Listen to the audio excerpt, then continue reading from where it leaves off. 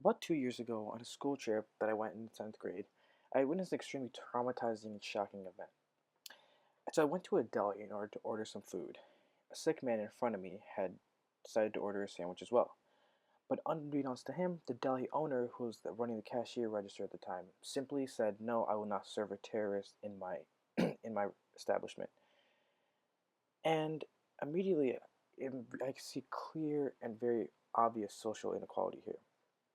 Now, social inequality, which is also can be defined as an issue, social issue, is defined as something that exists, that's very existence can be explained only by factors outside of an individual's control and immediate environment.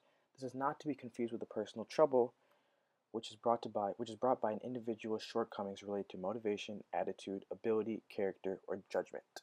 This specific situation, the sick man's social environment, unfortunately placed him at a disadvantage and made it harder for him to do something that that people who are not in this specific, who are more privileged, will be able to do with much more ease. Now, unearned factors are factors that influence the social structure of a person's environment. They result in unearned advantages, which are privileges, and disadvantages, which are penalties.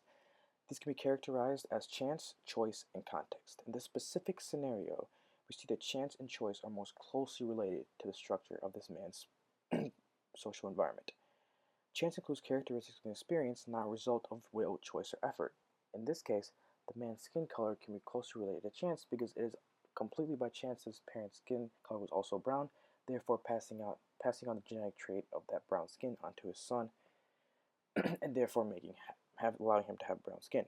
This played a part in the social inequality that existed because the owner automatically discriminated the man as having brown skin and relating him and stereotyping him as a Muslim and therefore stereotyping him further, unfortunately, as a terrorist. Now we see choice also play effect because the man had chosen to wear a turban, which was a small but more tangible source of the social inequality that existed.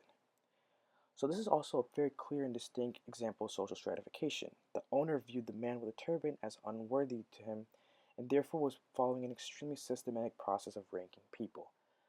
He placed the man with the turban because of his clear, distinct physical characteristics and his cultural differences underneath him on the social ladder, and therefore decided because he was underneath him on the social ladder, he was not worthy of the service that he was providing, therefore denying him food.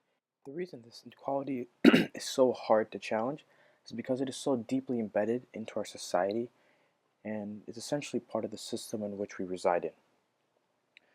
Essentially, it's an example of institutionalized discrimination. Post 9/11 US policies, governmental policies specifically, were more oriented to whether it was intended consequence or not to sort of racist ideals. Government activity essentially requested the public to be on the lookout for suspicious Muslim Americans, and this overall increase in the heightened suspicion of the public, which then in turn turned into a drastic form of racism. Another example that normalizes inequality is minority groups. Minority groups are excluded from full participation in society, in a specific society or country, and in this state, the United States, making them hard to be part of accessing certain resources and making certain things more difficult. In this example, unfortunately, even ordering food is slightly more difficult. Now, in terms of the agency's relationship to the overall social structure, we can see that the primary socializing agent, is the is a primary group, which is essentially defined as a group of people in a community, whether it be small or large, that hold closely related personal connections to each other. Unfortunately, in this situation, the social structure includes a deeply flawed perception of a established minority group, and as we said earlier, it also includes institutionalized discrimination as seen by the authoritarian laws in place by the government.